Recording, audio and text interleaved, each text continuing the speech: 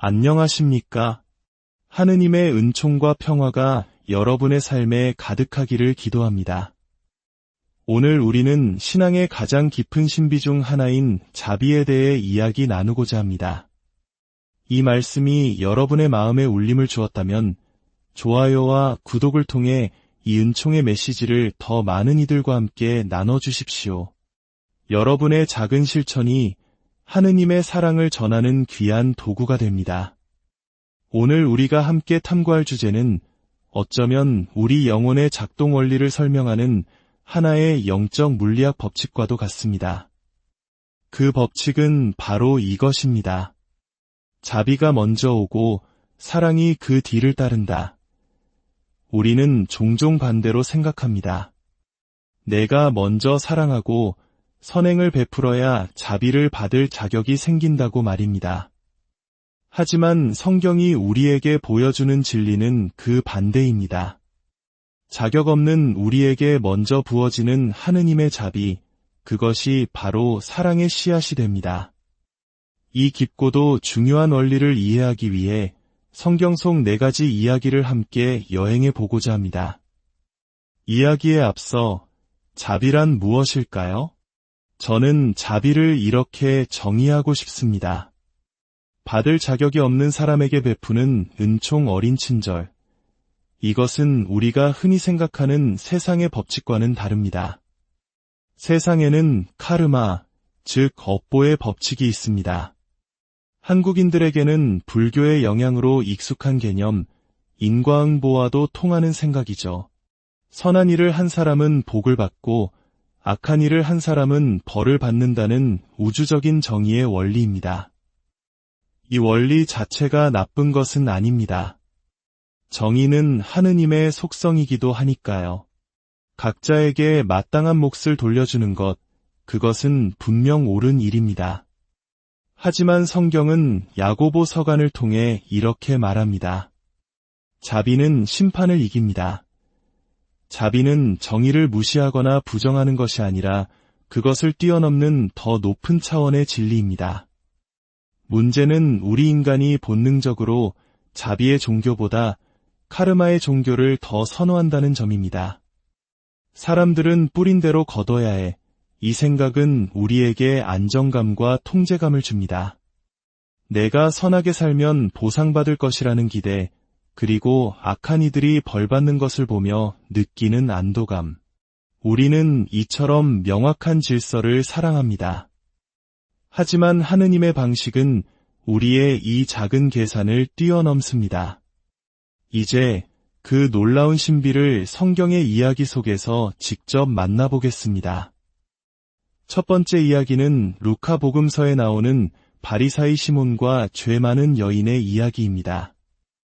예수님께서 당시 종교적으로 매우 엄격하고 존경받던 지도자 그룹인 바리사이의 초대를 받아 그의 집에서 식사하고 계셨습니다. 바로 그때 온 동네가 죄인이라고 손가락질하는 한 여인이 들어옵니다. 아마도 매춘부였을 것입니다. 그녀의 손에는 값비싼 향유가 담긴 옥합이 들려 있었습니다. 이 장면의 구도를 상상해 보십시오.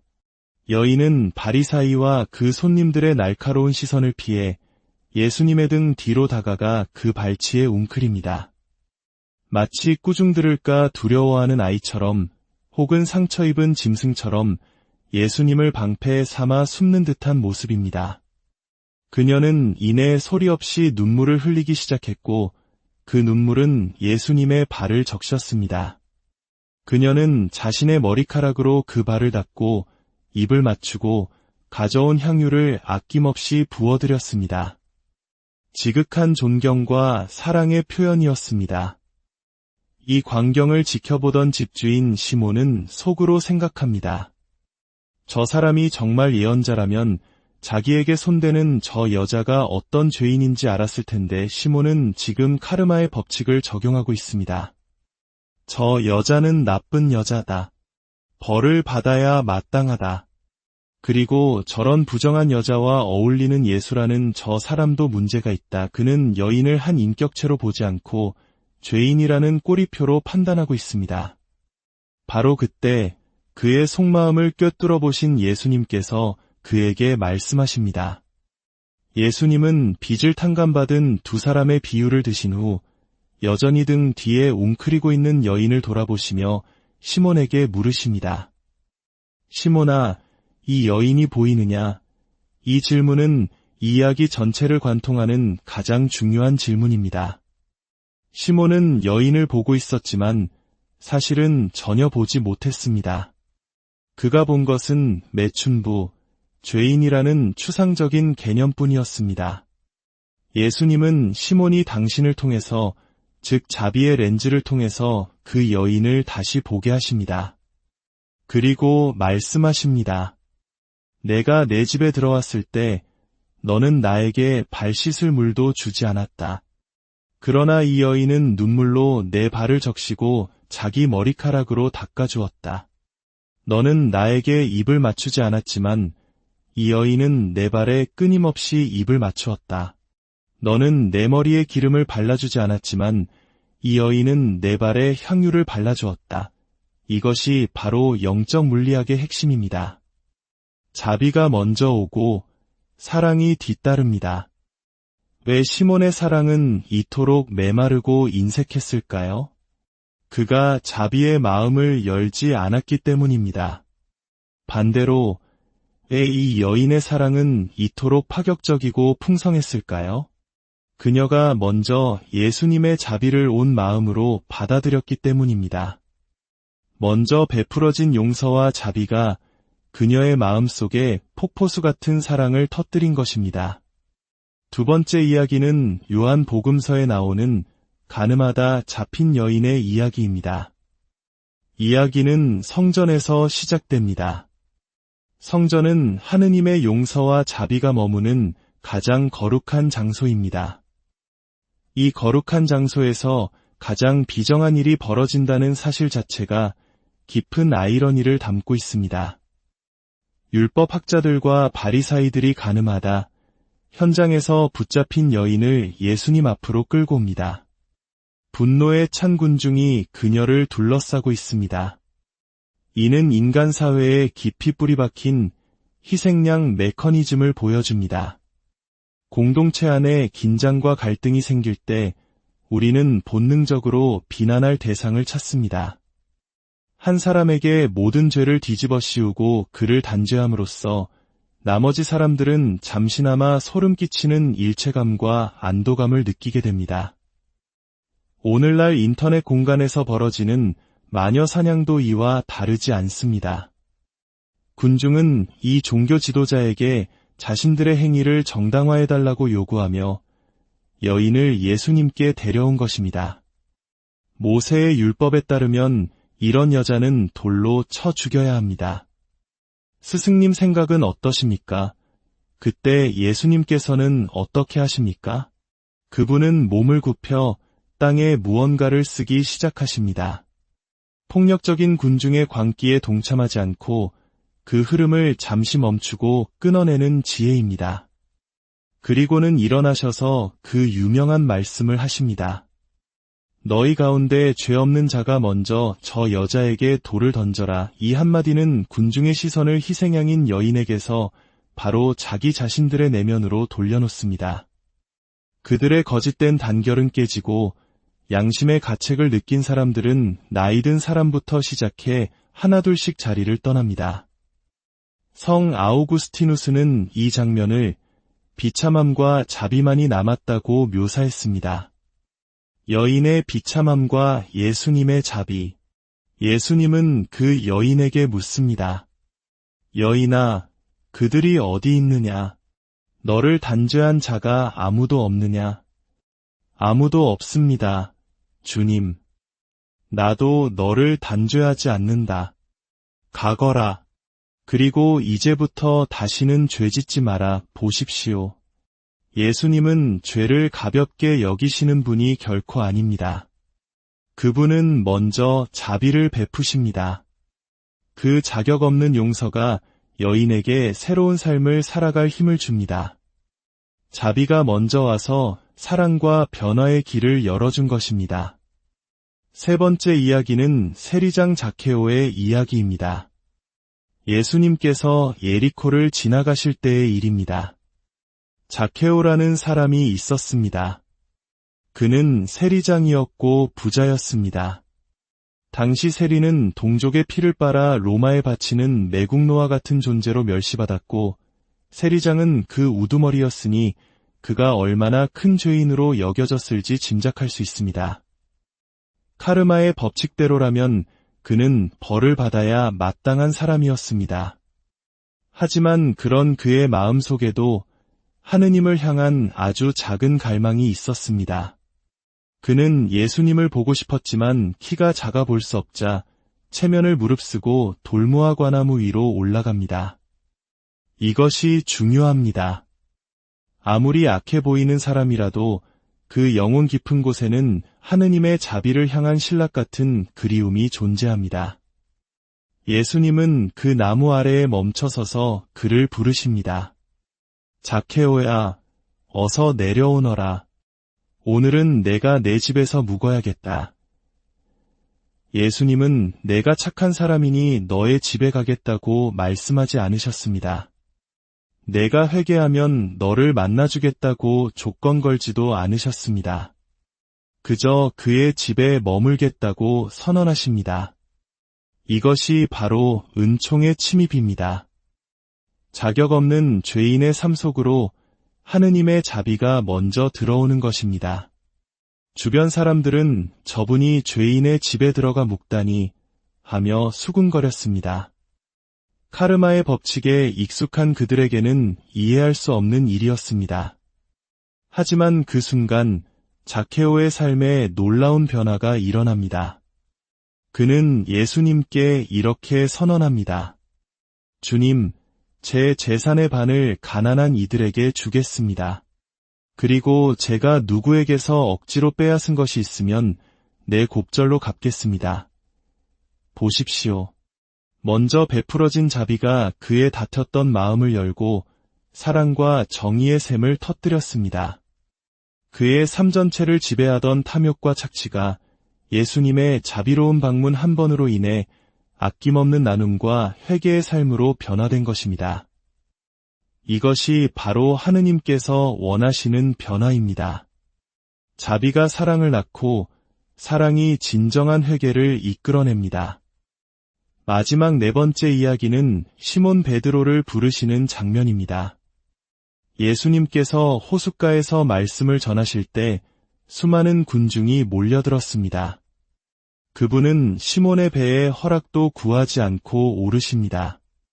갈릴레아 어부에게 배는 그의 삶 자체여 생계 수단이었습니다. 예수님은 그렇게 시몬의 삶의 중심부로 들어오셨습니다. 그리고는 밤새 허탕을 친 어부에게 명령하십니다. 깊은 데로 나아가 그물을 내려 고기를 잡아라. 깊은 데로 나아가라. 이것은 우리 모두를 향한 부르심입니다. 우리는 부, 쾌락, 명예, 권력과 같은 세상의 얕은 물가에서 행복을 찾으려 했으며 살아갑니다. 하지만 예수님은 그곳에는 참된 생명이 없다고 말씀하십니다. 참된 기쁨과 만족은 믿음의 모험을 떠나는 깊은 바다에 있습니다. 시몬은 전문가적 판단에 맞지 않았지만 말씀에 순종하여 그물을 내립니다.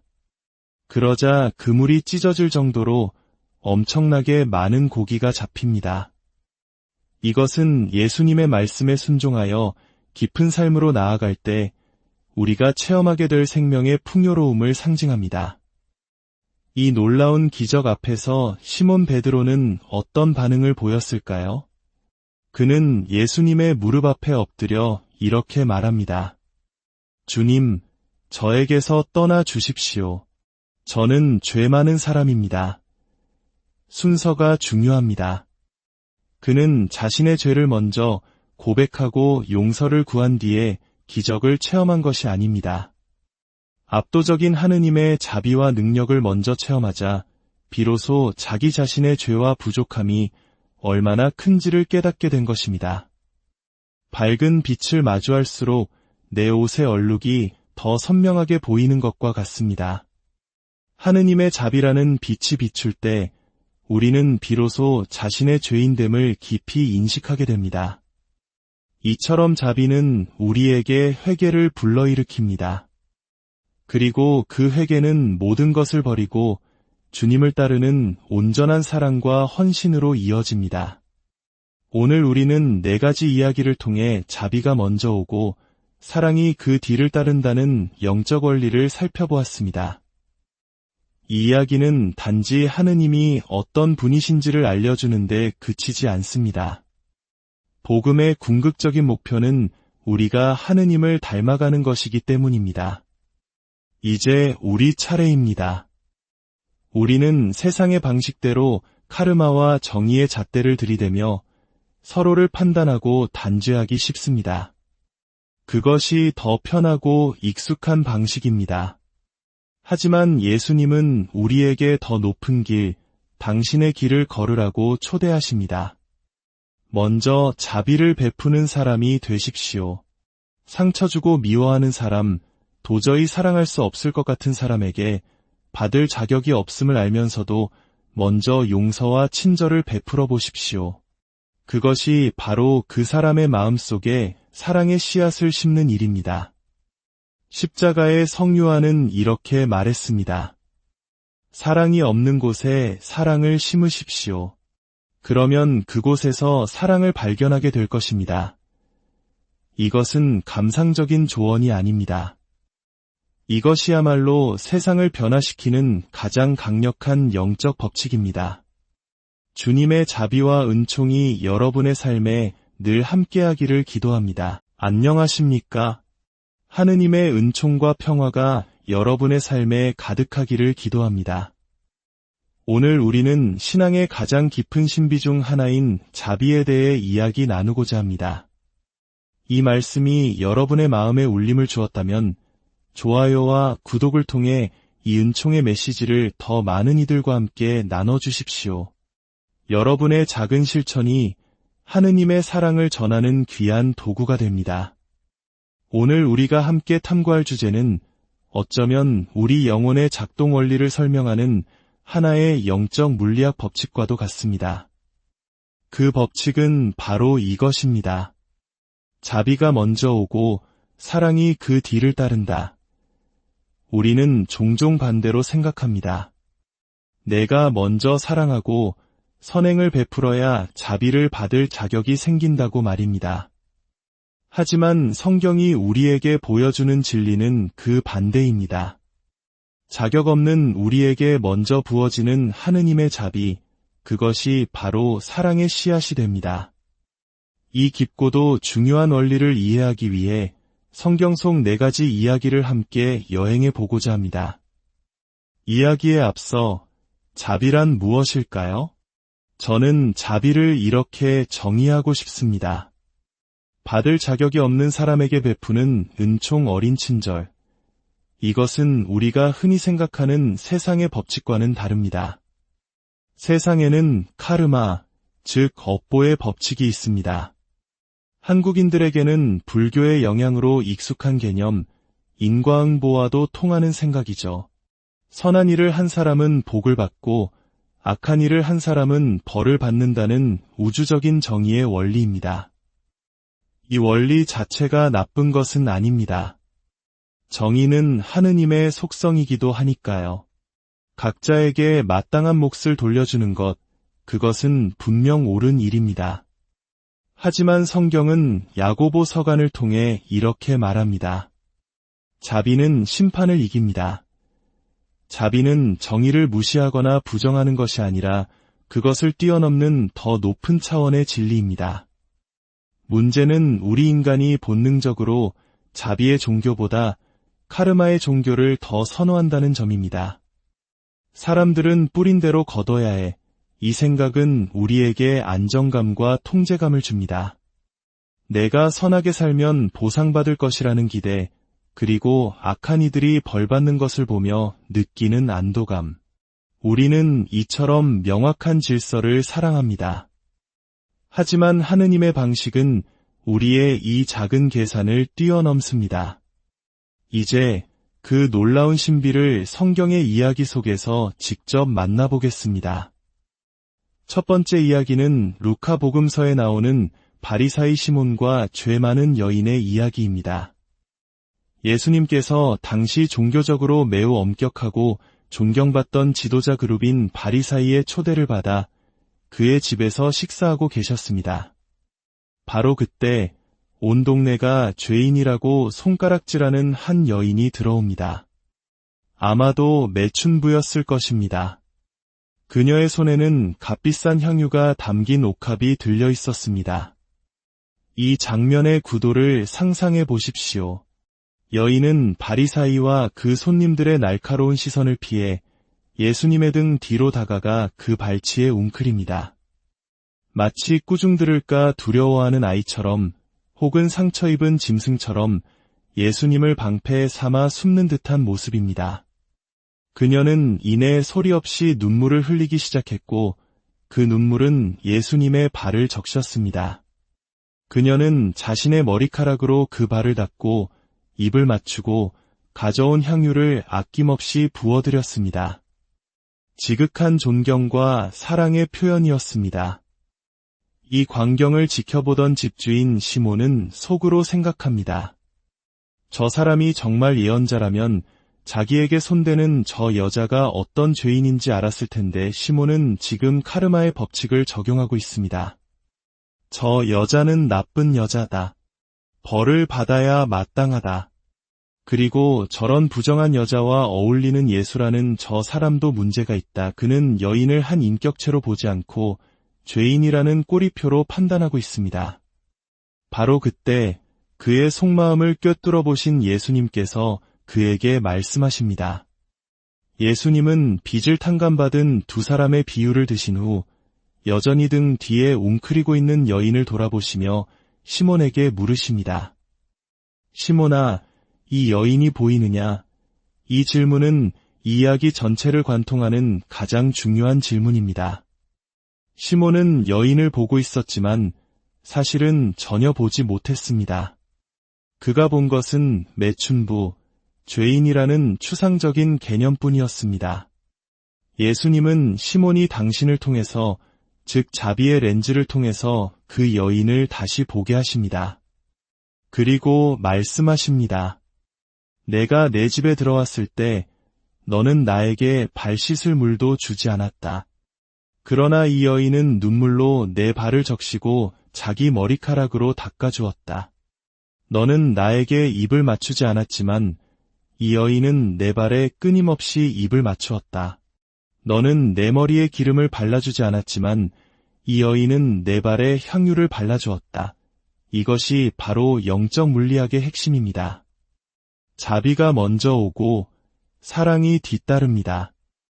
왜 시몬의 사랑은 이토록 메마르고 인색했을까요? 그가 자비의 마음을 열지 않았기 때문입니다. 반대로 왜 이 여인의 사랑은 이토록 파격적이고 풍성했을까요? 그녀가 먼저 예수님의 자비를 온 마음으로 받아들였기 때문입니다. 먼저 베풀어진 용서와 자비가 그녀의 마음속에 폭포수 같은 사랑을 터뜨린 것입니다. 두 번째 이야기는 요한 복음서에 나오는 가늠하다 잡힌 여인의 이야기입니다. 이야기는 성전에서 시작됩니다. 성전은 하느님의 용서와 자비가 머무는 가장 거룩한 장소입니다. 이 거룩한 장소에서 가장 비정한 일이 벌어진다는 사실 자체가 깊은 아이러니를 담고 있습니다. 율법학자들과 바리사이들이 가늠하다 현장에서 붙잡힌 여인을 예수님 앞으로 끌고 옵니다. 분노에 찬 군중이 그녀를 둘러싸고 있습니다. 이는 인간 사회에 깊이 뿌리박힌 희생양 메커니즘을 보여줍니다. 공동체 안에 긴장과 갈등이 생길 때 우리는 본능적으로 비난할 대상을 찾습니다. 한 사람에게 모든 죄를 뒤집어 씌우고 그를 단죄함으로써 나머지 사람들은 잠시나마 소름 끼치는 일체감과 안도감을 느끼게 됩니다. 오늘날 인터넷 공간에서 벌어지는 마녀 사냥도 이와 다르지 않습니다. 군중은 이 종교 지도자에게 자신들의 행위를 정당화해달라고 요구하며 여인을 예수님께 데려온 것입니다. 모세의 율법에 따르면 이런 여자는 돌로 쳐 죽여야 합니다. 스승님 생각은 어떠십니까? 그때 예수님께서는 어떻게 하십니까? 그분은 몸을 굽혀 땅에 무언가를 쓰기 시작하십니다. 폭력적인 군중의 광기에 동참하지 않고 그 흐름을 잠시 멈추고 끊어내는 지혜입니다. 그리고는 일어나셔서 그 유명한 말씀을 하십니다. 너희 가운데 죄 없는 자가 먼저 저 여자에게 돌을 던져라. 이 한마디는 군중의 시선을 희생양인 여인에게서 바로 자기 자신들의 내면으로 돌려놓습니다. 그들의 거짓된 단결은 깨지고 양심의 가책을 느낀 사람들은 나이든 사람부터 시작해 하나둘씩 자리를 떠납니다. 성 아우구스티누스는 이 장면을 비참함과 자비만이 남았다고 묘사했습니다. 여인의 비참함과 예수님의 자비. 예수님은 그 여인에게 묻습니다. 여인아, 그들이 어디 있느냐? 너를 단죄한 자가 아무도 없느냐? 아무도 없습니다, 주님. 나도 너를 단죄하지 않는다. 가거라. 그리고 이제부터 다시는 죄짓지 마라. 보십시오. 예수님은 죄를 가볍게 여기시는 분이 결코 아닙니다. 그분은 먼저 자비를 베푸십니다. 그 자격 없는 용서가 여인에게 새로운 삶을 살아갈 힘을 줍니다. 자비가 먼저 와서 사랑과 변화의 길을 열어준 것입니다. 세 번째 이야기는 세리장 자케오의 이야기입니다. 예수님께서 예리코를 지나가실 때의 일입니다. 자케오라는 사람이 있었습니다. 그는 세리장이었고 부자였습니다. 당시 세리는 동족의 피를 빨아 로마에 바치는 매국노와 같은 존재로 멸시받았고 세리장은 그 우두머리였으니 그가 얼마나 큰 죄인으로 여겨졌을지 짐작할 수 있습니다. 카르마의 법칙대로라면 그는 벌을 받아야 마땅한 사람이었습니다. 하지만 그런 그의 마음속에도 하느님을 향한 아주 작은 갈망이 있었습니다. 그는 예수님을 보고 싶었지만 키가 작아 볼 수 없자 체면을 무릅쓰고 돌무화 과나무 위로 올라갑니다. 이것이 중요합니다. 아무리 악해 보이는 사람이라도 그 영혼 깊은 곳에는 하느님의 자비를 향한 신락 같은 그리움이 존재합니다. 예수님은 그 나무 아래에 멈춰서서 그를 부르십니다. 자케오야, 어서 내려오너라. 오늘은 내가 내 집에서 묵어야겠다. 예수님은 내가 착한 사람이니 너의 집에 가겠다고 말씀하지 않으셨습니다. 내가 회개하면 너를 만나주겠다고 조건 걸지도 않으셨습니다. 그저 그의 집에 머물겠다고 선언하십니다. 이것이 바로 은총의 침입입니다. 자격 없는 죄인의 삶 속으로 하느님의 자비가 먼저 들어오는 것입니다. 주변 사람들은 저분이 죄인의 집에 들어가 묵다니 하며 수군거렸습니다. 카르마의 법칙에 익숙한 그들에게는 이해할 수 없는 일이었습니다. 하지만 그 순간 자케오의 삶에 놀라운 변화가 일어납니다. 그는 예수님께 이렇게 선언합니다. 주님, 제 재산의 반을 가난한 이들에게 주겠습니다. 그리고 제가 누구에게서 억지로 빼앗은 것이 있으면 내 곱절로 갚겠습니다. 보십시오. 먼저 베풀어진 자비가 그의 닫혔던 마음을 열고 사랑과 정의의 샘을 터뜨렸습니다. 그의 삶 전체를 지배하던 탐욕과 착취가 예수님의 자비로운 방문 한 번으로 인해 아낌없는 나눔과 회개의 삶으로 변화된 것입니다. 이것이 바로 하느님께서 원하시는 변화입니다. 자비가 사랑을 낳고 사랑이 진정한 회개를 이끌어냅니다. 마지막 네 번째 이야기는 시몬 베드로를 부르시는 장면입니다. 예수님께서 호숫가에서 말씀을 전하실 때 수많은 군중이 몰려들었습니다. 그분은 시몬의 배에 허락도 구하지 않고 오르십니다. 갈릴레아 어부에게 배는 그의 삶 자체여 생계 수단이었습니다. 예수님은 그렇게 시몬의 삶의 중심부로 들어오셨습니다.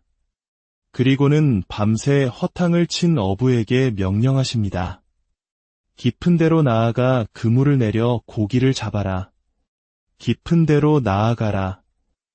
이것은 우리 모두를 향한 부르심입니다. 우리는 부, 쾌락, 명예, 권력과 같은 세상의 얕은 물가에서 행복을 찾으려 했으며 살아갑니다. 하지만 예수님은 그곳에는 참된 생명이 없다고 말씀하십니다. 참된 기쁨과 만족은 믿음의 모험을 떠나는 깊은 바다에 있습니다. 시몬은 전문가적 판단에 맞지 않았지만 말씀에 순종하여 그물을 내립니다. 그러자 그물이 찢어질 정도로 엄청나게 많은 고기가 잡힙니다. 이것은 예수님의 말씀에 순종하여 깊은 삶으로 나아갈 때 우리가 체험하게 될 생명의 풍요로움을 상징합니다. 이 놀라운 기적 앞에서 시몬 베드로는 어떤 반응을 보였을까요? 그는 예수님의 무릎 앞에 엎드려 이렇게 말합니다. 주님, 저에게서 떠나 주십시오. 저는 죄 많은 사람입니다. 순서가 중요합니다. 그는 자신의 죄를 먼저 고백하고 용서를 구한 뒤에 기적을 체험한 것이 아닙니다. 압도적인 하느님의 자비와 능력을 먼저 체험하자 비로소 자기 자신의 죄와 부족함이 얼마나 큰지를 깨닫게 된 것입니다. 밝은 빛을 마주할수록 내 옷의 얼룩이 더 선명하게 보이는 것과 같습니다. 하느님의 자비라는 빛이 비출 때 우리는 비로소 자신의 죄인됨을 깊이 인식하게 됩니다. 이처럼 자비는 우리에게 회개를 불러일으킵니다. 그리고 그 회개는 모든 것을 버리고 주님을 따르는 온전한 사랑과 헌신으로 이어집니다. 오늘 우리는 4가지 이야기를 통해 자비가 먼저 오고 사랑이 그 뒤를 따른다는 영적 원리를 살펴보았습니다. 이 이야기는 단지 하느님이 어떤 분이신지를 알려주는데 그치지 않습니다. 복음의 궁극적인 목표는 우리가 하느님을 닮아가는 것이기 때문입니다. 이제 우리 차례입니다. 우리는 세상의 방식대로 카르마와 정의의 잣대를 들이대며 서로를 판단하고 단죄하기 쉽습니다. 그것이 더 편하고 익숙한 방식입니다. 하지만 예수님은 우리에게 더 높은 길, 당신의 길을 걸으라고 초대하십니다. 먼저 자비를 베푸는 사람이 되십시오. 상처 주고 미워하는 사람, 도저히 사랑할 수 없을 것 같은 사람에게 받을 자격이 없음을 알면서도 먼저 용서와 친절을 베풀어 보십시오. 그것이 바로 그 사람의 마음속에 사랑의 씨앗을 심는 일입니다. 십자가의 성유아는 이렇게 말했습니다. 사랑이 없는 곳에 사랑을 심으십시오. 그러면 그곳에서 사랑을 발견하게 될 것입니다. 이것은 감상적인 조언이 아닙니다. 이것이야말로 세상을 변화시키는 가장 강력한 영적 법칙입니다. 주님의 자비와 은총이 여러분의 삶에 늘 함께하기를 기도합니다. 안녕하십니까? 하느님의 은총과 평화가 여러분의 삶에 가득하기를 기도합니다. 오늘 우리는 신앙의 가장 깊은 신비 중 하나인 자비에 대해 이야기 나누고자 합니다. 이 말씀이 여러분의 마음에 울림을 주었다면 좋아요와 구독을 통해 이 은총의 메시지를 더 많은 이들과 함께 나눠주십시오. 여러분의 작은 실천이 하느님의 사랑을 전하는 귀한 도구가 됩니다. 오늘 우리가 함께 탐구할 주제는 어쩌면 우리 영혼의 작동 원리를 설명하는 하나의 영적 물리학 법칙과도 같습니다. 그 법칙은 바로 이것입니다. 자비가 먼저 오고 사랑이 그 뒤를 따른다. 우리는 종종 반대로 생각합니다. 내가 먼저 사랑하고 선행을 베풀어야 자비를 받을 자격이 생긴다고 말입니다. 하지만 성경이 우리에게 보여주는 진리는 그 반대입니다. 자격 없는 우리에게 먼저 부어지는 하느님의 자비, 그것이 바로 사랑의 씨앗이 됩니다. 이 깊고도 중요한 원리를 이해하기 위해 성경 속 4가지 이야기를 함께 여행해 보고자 합니다. 이야기에 앞서 자비란 무엇일까요? 저는 자비를 이렇게 정의하고 싶습니다. 받을 자격이 없는 사람에게 베푸는 은총 어린 친절. 이것은 우리가 흔히 생각하는 세상의 법칙과는 다릅니다. 세상에는 카르마, 즉 업보의 법칙이 있습니다. 한국인들에게는 불교의 영향으로 익숙한 개념, 인과응보와도 통하는 생각이죠. 선한 일을 한 사람은 복을 받고 악한 일을 한 사람은 벌을 받는다는 우주적인 정의의 원리입니다. 이 원리 자체가 나쁜 것은 아닙니다. 정의는 하느님의 속성이기도 하니까요. 각자에게 마땅한 몫을 돌려주는 것, 그것은 분명 옳은 일입니다. 하지만 성경은 야고보 서간을 통해 이렇게 말합니다. 자비는 심판을 이깁니다. 자비는 정의를 무시하거나 부정하는 것이 아니라 그것을 뛰어넘는 더 높은 차원의 진리입니다. 문제는 우리 인간이 본능적으로 자비의 종교보다 카르마의 종교를 더 선호한다는 점입니다. 사람들은 뿌린 대로 거둬야 해. 이 생각은 우리에게 안정감과 통제감을 줍니다. 내가 선하게 살면 보상받을 것이라는 기대, 그리고 악한 이들이 벌받는 것을 보며 느끼는 안도감. 우리는 이처럼 명확한 질서를 사랑합니다. 하지만 하느님의 방식은 우리의 이 작은 계산을 뛰어넘습니다. 이제 그 놀라운 신비를 성경의 이야기 속에서 직접 만나보겠습니다. 첫 번째 이야기는 루카 복음서에 나오는 바리사이 시몬과 죄 많은 여인의 이야기입니다. 예수님께서 당시 종교적으로 매우 엄격하고 존경받던 지도자 그룹인 바리사이의 초대를 받아 그의 집에서 식사하고 계셨습니다. 바로 그때 온 동네가 죄인이라고 손가락질하는 한 여인이 들어옵니다. 아마도 매춘부였을 것입니다. 그녀의 손에는 값비싼 향유가 담긴 옥합이 들려 있었습니다. 이 장면의 구도를 상상해 보십시오. 여인은 바리사이와 그 손님들의 날카로운 시선을 피해 예수님의 등 뒤로 다가가 그 발치에 웅크립니다. 마치 꾸중 들을까 두려워하는 아이처럼 혹은 상처 입은 짐승처럼 예수님을 방패에 삼아 숨는 듯한 모습입니다. 그녀는 이내 소리 없이 눈물을 흘리기 시작했고 그 눈물은 예수님의 발을 적셨습니다. 그녀는 자신의 머리카락으로 그 발을 닦고 입을 맞추고 가져온 향유를 아낌없이 부어드렸습니다.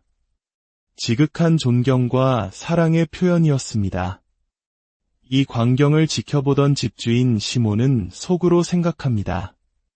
저 사람이 정말 예언자라면 자기에게 손대는 저 여자가 어떤 죄인인지 알았을 텐데 시몬은 지금 카르마의 법칙을 적용하고 있습니다.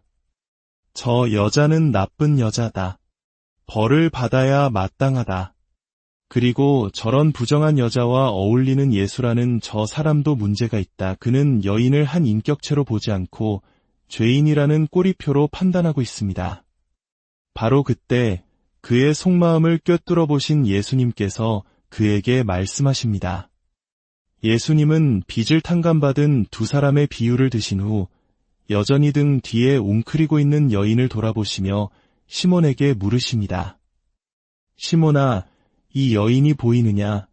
이 질문은 이 이야기 전체를 관통하는 가장 중요한 질문입니다. 시몬은 여인을 보고 있었지만 사실은 전혀 보지 못했습니다. 그가 본 것은 매춘부, 죄인이라는 추상적인 개념뿐이었습니다. 예수님은 시몬이 당신을 통해서, 즉 자비의 렌즈를 통해서 그 여인을 다시 보게 하십니다.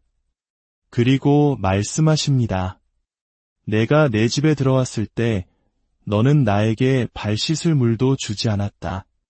그러나 이 여인은 눈물로 내 발을 적시고 자기 머리카락으로 닦아주었다. 너는 나에게 입을 맞추지 않았지만 이 여인은 내 발에 끊임없이 입을 맞추었다. 너는 내 머리에 기름을 발라주지 않았지만 이 여인은 내 발에 향유를 발라주었다. 이것이 바로 영적 물리학의 핵심입니다. 자비가 먼저 오고 사랑이 뒤따릅니다. 왜 시몬의 사랑은 이토록 메마르고 인색했을까요? 그가 자비의 마음을 열지 않았기 때문입니다. 반대로 왜 이 여인의 사랑은 이토록 파격적이고 풍성했을까요? 그녀가 먼저 예수님의 자비를 온 마음으로 받아들였기 때문입니다. 먼저 베풀어진 용서와 자비가 그녀의 마음속에 폭포수 같은 사랑을 터뜨린 것입니다.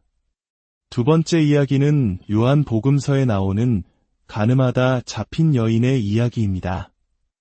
이야기는 성전에서 시작됩니다. 성전은 하느님의 용서와 자비가 머무는 가장 거룩한 장소입니다. 이 거룩한 장소에서 가장 비정한 일이 벌어진다는 사실 자체가 깊은 아이러니를 담고 있습니다. 율법학자들과 바리사이들이 가늠하다 현장에서 붙잡힌 여인을 예수님 앞으로 끌고 옵니다. 분노에 찬 군중이 그녀를 둘러싸고 있습니다. 이는 인간 사회에 깊이 뿌리박힌 희생양 메커니즘을 보여줍니다. 공동체 안에 긴장과 갈등이 생길 때 우리는 본능적으로 비난할 대상을 찾습니다. 한 사람에게 모든 죄를 뒤집어 씌우고 그를 단죄함으로써 나머지 사람들은 잠시나마 소름 끼치는 일체감과 안도감을 느끼게 됩니다. 오늘날 인터넷 공간에서 벌어지는 마녀 사냥도 이와 다르지 않습니다. 군중은 이 종교 지도자에게 자신들의 행위를 정당화해달라고 요구하며 여인을 예수님께 데려온 것입니다. 모세의 율법에 따르면 이런 여자는 돌로 쳐 죽여야 합니다. 스승님 생각은 어떠십니까? 그때 예수님께서는 어떻게 하십니까? 그분은 몸을 굽혀 땅에 무언가를 쓰기 시작하십니다. 폭력적인 군중의 광기에 동참하지 않고 그 흐름을 잠시 멈추고 끊어내는 지혜입니다. 그리고는 일어나셔서 그 유명한 말씀을 하십니다. 너희 가운데 죄 없는 자가 먼저 저 여자에게 돌을 던져라. 이 한마디는 군중의 시선을 희생양인 여인에게서 바로 자기 자신들의 내면으로 돌려놓습니다. 그들의 거짓된 단결은 깨지고 양심의 가책을 느낀 사람들은 나이든 사람부터 시작해 하나둘씩 자리를 떠납니다. 성 아우구스티누스는 이 장면을 비참함과 자비만이 남았다고 묘사했습니다. 여인의 비참함과 예수님의 자비. 예수님은 그 여인에게 묻습니다. 여인아, 그들이 어디 있느냐? 너를 단죄한 자가 아무도 없느냐? 아무도 없습니다, 주님. 나도 너를 단죄하지 않는다. 가거라. 그리고 이제부터 다시는 죄짓지 마라. 보십시오. 예수님은 죄를 가볍게 여기시는 분이 결코 아닙니다. 그분은 먼저 자비를 베푸십니다. 그 자격 없는 용서가 여인에게 새로운 삶을 살아갈 힘을 줍니다. 자비가 먼저 와서 사랑과 변화의 길을 열어준 것입니다. 세 번째 이야기는 세리장 자케오의 이야기입니다. 예수님께서 예리코를 지나가실 때의 일입니다. 자케오라는 사람이 있었습니다. 그는 세리장이었고 부자였습니다. 당시 세리는 동족의 피를 빨아 로마에 바치는 매국노와 같은 존재로 멸시받았고 세리장은 그 우두머리였으니 그가 얼마나 큰 죄인으로 여겨졌을지 짐작할 수 있습니다. 카르마의 법칙대로라면 그는 벌을 받아야 마땅한 사람이었습니다. 하지만 그런 그의 마음속에도 하느님을 향한 아주 작은 갈망이 있었습니다. 그는 예수님을 보고 싶었지만 키가 작아 볼 수 없자 체면을 무릅쓰고 돌무화 과나무 위로 올라갑니다. 이것이 중요합니다. 아무리 악해 보이는 사람이라도 그 영혼 깊은 곳에는 하느님의 자비를 향한 신락 같은 그리움이 존재합니다. 예수님은 그 나무 아래에 멈춰서서 그를 부르십니다. 자케오야, 어서 내려오너라. 오늘은 내가 내 집에서 묵어야겠다. 예수님은 내가 착한 사람이니 너의 집에 가겠다고 말씀하지 않으셨습니다. 내가 회개하면 너를 만나주겠다고 조건 걸지도 않으셨습니다. 그저 그의 집에 머물겠다고 선언하십니다. 이것이 바로 은총의 침입입니다. 자격 없는 죄인의 삶 속으로 하느님의 자비가 먼저 들어오는 것입니다. 주변 사람들은 저분이 죄인의 집에 들어가 묵다니 하며 수군거렸습니다. 카르마의 법칙에 익숙한 그들에게는 이해할 수 없는 일이었습니다. 하지만 그 순간 자케오의 삶에 놀라운 변화가 일어납니다. 그는 예수님께 이렇게 선언합니다. 주님, 제 재산의 반을 가난한 이들에게 주겠습니다. 그리고 제가 누구에게서 억지로 빼앗은 것이 있으면 내 곱절로 갚겠습니다. 보십시오. 먼저 베풀어진 자비가 그의 다퉜던 마음을 열고 사랑과 정의의 샘을 터뜨렸습니다. 그의 삶 전체를 지배하던 탐욕과 착취가 예수님의 자비로운 방문 한 번으로 인해 아낌없는 나눔과 회개의 삶으로 변화된 것입니다. 이것이 바로 하느님께서 원하시는 변화입니다. 자비가 사랑을 낳고 사랑이 진정한 회개를 이끌어냅니다. 마지막 네 번째 이야기는 시몬 베드로를 부르시는 장면입니다. 예수님께서 호숫가에서 말씀을 전하실 때 수많은 군중이 몰려들었습니다. 그분은 시몬의 배에 허락도 구하지 않고 오르십니다.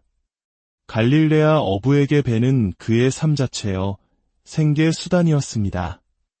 예수님은 그렇게 시몬의 삶의 중심부로 들어오셨습니다. 그리고는 밤새 허탕을 친 어부에게 명령하십니다. 깊은 데로 나아가 그물을 내려 고기를 잡아라. 깊은 데로 나아가라. 이것은 우리 모두를 향한 부르심입니다. 우리는 부, 쾌락, 명예, 권력과 같은 세상의 얕은 물가에서 행복을 찾으려 했으며 살아갑니다. 하지만 예수님은 그곳에는 참된 생명이 없다고 말씀하십니다. 참된 기쁨과 만족은 믿음의 모험을 떠나는 깊은 바다에 있습니다. 시몬은 전문가적 판단에 맞지 않았지만 말씀에 순종하여 그물을 내립니다. 그러자 그물이 찢어질 정도로 엄청나게 많은 고기가 잡힙니다. 이것은 예수님의 말씀에 순종하여 깊은 삶으로 나아갈 때 우리가 체험하게 될 생명의 풍요로움을 상징합니다.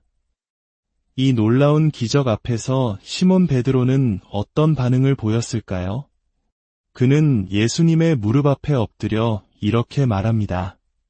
주님, 저에게서 떠나 주십시오. 저는 죄 많은 사람입니다. 순서가 중요합니다. 그는 자신의 죄를 먼저 고백하고 용서를 구한 뒤에 기적을 체험한 것이 아닙니다. 압도적인 하느님의 자비와 능력을 먼저 체험하자 비로소 자기 자신의 죄와 부족함이 얼마나 큰지를 깨닫게 된 것입니다. 밝은 빛을 마주할수록 내 옷의 얼룩이 더 선명하게 보이는 것과 같습니다. 하느님의 자비라는 빛이 비출 때 우리는 비로소 자신의 죄인됨을 깊이 인식하게 됩니다. 이처럼 자비는 우리에게 회개를 불러일으킵니다. 그리고 그 회개는 모든 것을 버리고 주님을 따르는 온전한 사랑과 헌신으로 이어집니다. 오늘 우리는 네 가지 이야기를 통해 자비가 먼저 오고 사랑이 그 뒤를 따른다는 영적 원리를 살펴보았습니다. 이 이야기는 단지 하느님이 어떤 분이신지를 알려주는데 그치지 않습니다. 복음의 궁극적인 목표는 우리가 하느님을 닮아가는 것이기 때문입니다. 이제 우리 차례입니다. 우리는 세상의 방식대로 카르마와 정의의 잣대를 들이대며 서로를 판단하고 단죄하기 쉽습니다. 그것이 더 편하고 익숙한 방식입니다. 하지만 예수님은 우리에게 더 높은 길, 당신의 길을 걸으라고 초대하십니다. 먼저 자비를 베푸는 사람이 되십시오. 상처 주고 미워하는 사람, 도저히 사랑할 수 없을 것 같은 사람에게 받을 자격이 없음을 알면서도 먼저 용서와 친절을 베풀어 보십시오. 그것이 바로 그 사람의 마음속에 사랑의 씨앗을 심는 일입니다. 십자가의 성요한은 이렇게 말했습니다. 사랑이 없는 곳에 사랑을 심으십시오. 그러면 그곳에서 사랑을 발견하게 될 것입니다. 이것은 감상적인 조언이 아닙니다. 이것이야말로 세상을 변화시키는 가장 강력한 영적 법칙입니다. 주님의 자비와 은총이 여러분의 삶에 늘 함께하기를 기도합니다. 안녕하십니까? 하느님의 은총과 평화가 여러분의 삶에 가득하기를 기도합니다. 오늘 우리는 신앙의 가장 깊은 신비 중 하나인 자비에 대해 이야기 나누고자 합니다. 이 말씀이 여러분의 마음에 울림을 주었다면 좋아요와 구독을 통해 이 은총의 메시지를 더 많은 이들과 함께 나눠주십시오. 여러분의 작은 실천이 하느님의 사랑을 전하는 귀한 도구가 됩니다. 오늘 우리가 함께 탐구할 주제는 어쩌면 우리 영혼의 작동 원리를 설명하는 하나의 영적 물리학 법칙과도 같습니다. 그 법칙은 바로 이것입니다. 자비가 먼저 오고 사랑이 그 뒤를 따른다. 우리는 종종 반대로 생각합니다. 내가 먼저 사랑하고 선행을 베풀어야 자비를 받을 자격이 생긴다고 말입니다. 하지만 성경이 우리에게 보여주는 진리는 그 반대입니다. 자격 없는 우리에게 먼저 부어지는 하느님의 자비, 그것이 바로 사랑의 씨앗이 됩니다. 이 깊고도 중요한 원리를 이해하기 위해 성경 속 4가지 이야기를 함께 여행해 보고자 합니다. 이야기에 앞서 자비란 무엇일까요? 저는 자비를 이렇게 정의하고 싶습니다. 받을 자격이 없는 사람에게 베푸는 은총 어린 친절. 이것은 우리가 흔히 생각하는 세상의 법칙과는 다릅니다. 세상에는 카르마, 즉 업보의 법칙이 있습니다. 한국인들에게는 불교의 영향으로 익숙한 개념, 인과응보와도 통하는 생각이죠. 선한 일을 한 사람은 복을 받고 악한 일을 한 사람은 벌을 받는다는 우주적인 정의의 원리입니다. 이 원리 자체가 나쁜 것은 아닙니다. 정의는 하느님의 속성이기도 하니까요. 각자에게 마땅한 몫을 돌려주는 것, 그것은 분명 옳은 일입니다. 하지만 성경은 야고보 서간을 통해 이렇게 말합니다. 자비는 심판을 이깁니다.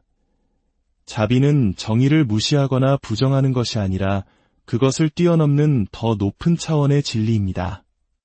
문제는 우리 인간이 본능적으로 자비의 종교보다 카르마의 종교를 더 선호한다는 점입니다. 사람들은 뿌린 대로 거둬야 해. 이 생각은 우리에게 안정감과 통제감을 줍니다. 내가 선하게 살면 보상받을 것이라는 기대, 그리고 악한 이들이 벌받는 것을 보며 느끼는 안도감.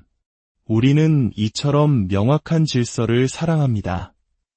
하지만 하느님의 방식은 우리의 이 작은 계산을 뛰어넘습니다. 이제 그 놀라운 신비를 성경의 이야기 속에서 직접 만나보겠습니다. 첫 번째 이야기는 루카 복음서에 나오는 바리사이 시몬과 죄 많은 여인의 이야기입니다. 예수님께서 당시 종교적으로 매우 엄격하고 존경받던 지도자 그룹인 바리사이의 초대를 받아 그의 집에서 식사하고 계셨습니다. 바로 그때 온 동네가 죄인이라고 손가락질하는 한 여인이 들어옵니다. 아마도 매춘부였을 것입니다. 그녀의 손에는 값비싼 향유가 담긴 옥합이 들려 있었습니다. 이 장면의 구도를 상상해 보십시오. 여인은 바리사이와 그 손님들의 날카로운 시선을 피해 예수님의 등 뒤로 다가가 그 발치에 웅크립니다. 마치 꾸중 들을까 두려워하는 아이처럼 혹은 상처 입은 짐승처럼 예수님을 방패에 삼아 숨는 듯한 모습입니다. 그녀는 이내 소리 없이 눈물을 흘리기 시작했고 그 눈물은 예수님의 발을 적셨습니다. 그녀는 자신의 머리카락으로 그 발을 닦고 입을 맞추고 가져온 향유를 아낌없이 부어드렸습니다. 지극한 존경과 사랑의 표현이었습니다. 이 광경을 지켜보던 집주인 시몬은 속으로 생각합니다. 저 사람이 정말 예언자라면 자기에게 손대는 저 여자가 어떤 죄인인지 알았을 텐데 시몬은 지금 카르마의 법칙을 적용하고 있습니다. 저 여자는 나쁜 여자다. 벌을 받아야 마땅하다. 그리고 저런 부정한 여자와 어울리는 예수라는 저 사람도 문제가 있다. 그는 여인을 한 인격체로 보지 않고 죄인이라는 꼬리표로 판단하고 있습니다. 바로 그때 그의 속마음을 꿰뚫어 보신 예수님께서 그에게 말씀하십니다. 예수님은 빚을 탕감받은 두 사람의 비유를 드신 후 여전히 등 뒤에 웅크리고 있는 여인을 돌아보시며 시몬에게 물으십니다. 시몬아, 이 여인이 보이느냐? 이 질문은 이 이야기 전체를 관통하는 가장 중요한 질문입니다. 시몬은 여인을 보고 있었지만 사실은 전혀 보지 못했습니다. 그가 본 것은 매춘부, 죄인이라는 추상적인 개념뿐이었습니다. 예수님은 시몬이 당신을 통해서, 즉 자비의 렌즈를 통해서 그 여인을 다시 보게 하십니다. 그리고 말씀하십니다. 내가 내 집에 들어왔을 때 너는 나에게 발 씻을 물도 주지 않았다. 그러나 이 여인은 눈물로 내 발을 적시고 자기 머리카락으로 닦아주었다. 너는 나에게 입을 맞추지 않았지만 이 여인은 내 발에 끊임없이 입을 맞추었다. 너는 내 머리에 기름을 발라주지 않았지만 이 여인은 내 발에 향유를 발라주었다. 이것이 바로 영적 물리학의 핵심입니다. 자비가 먼저 오고 사랑이 뒤따릅니다. 왜 시몬의 사랑은 이토록 메마르고 인색했을까요? 그가 자비의 마음을 열지 않았기 때문입니다. 반대로 왜 이 여인의 사랑은 이토록 파격적이고 풍성했을까요? 그녀가 먼저 예수님의 자비를 온 마음으로 받아들였기 때문입니다. 먼저 베풀어진 용서와 자비가 그녀의 마음속에 폭포수 같은 사랑을 터뜨린 것입니다. 두 번째 이야기는 요한 복음서에 나오는 가늠하다 잡힌 여인의 이야기입니다. 이야기는 성전에서 시작됩니다. 성전은 하느님의 용서와 자비가 머무는 가장 거룩한 장소입니다. 이 거룩한 장소에서 가장 비정한 일이 벌어진다는 사실 자체가 깊은 아이러니를 담고 있습니다. 율법학자들과 바리사이들이 가늠하다 현장에서 붙잡힌 여인을 예수님 앞으로 끌고 옵니다. 분노에 찬 군중이 그녀를 둘러싸고 있습니다. 이는 인간 사회에 깊이 뿌리박힌 희생양 메커니즘을 보여줍니다. 공동체 안에 긴장과 갈등이 생길 때 우리는 본능적으로 비난할 대상을 찾습니다. 한 사람에게 모든 죄를 뒤집어 씌우고 그를 단죄함으로써 나머지 사람들은 잠시나마 소름 끼치는 일체감과 안도감을 느끼게 됩니다. 오늘날 인터넷 공간에서 벌어지는 마녀 사냥도 이와 다르지 않습니다. 군중은 이 종교 지도자에게 자신들의 행위를 정당화해달라고 요구하며 여인을 예수님께 데려온 것입니다. 모세의 율법에 따르면 이런 여자는 돌로 쳐 죽여야 합니다. 스승님 생각은 어떠십니까? 그때 예수님께서는 어떻게 하십니까? 그분은 몸을 굽혀 땅에 무언가를 쓰기 시작하십니다. 폭력적인 군중의 광기에 동참하지 않고 그 흐름을 잠시 멈추고 끊어내는 지혜입니다. 그리고는 일어나셔서 그 유명한 말씀을 하십니다. 너희 가운데 죄 없는 자가 먼저 저 여자에게 돌을 던져라. 이 한마디는 군중의 시선을 희생양인 여인에게서 바로 자기 자신들의 내면으로 돌려놓습니다. 그들의 거짓된 단결은 깨지고 양심의 가책을 느낀 사람들은 나이든 사람부터 시작해 하나둘씩 자리를 떠납니다. 성 아우구스티누스는 이 장면을 비참함과 자비만이 남았다고 묘사했습니다. 여인의 비참함과 예수님의 자비. 예수님은 그 여인에게 묻습니다. 여인아, 그들이 어디 있느냐? 너를 단죄한 자가 아무도 없느냐? 아무도 없습니다, 주님. 나도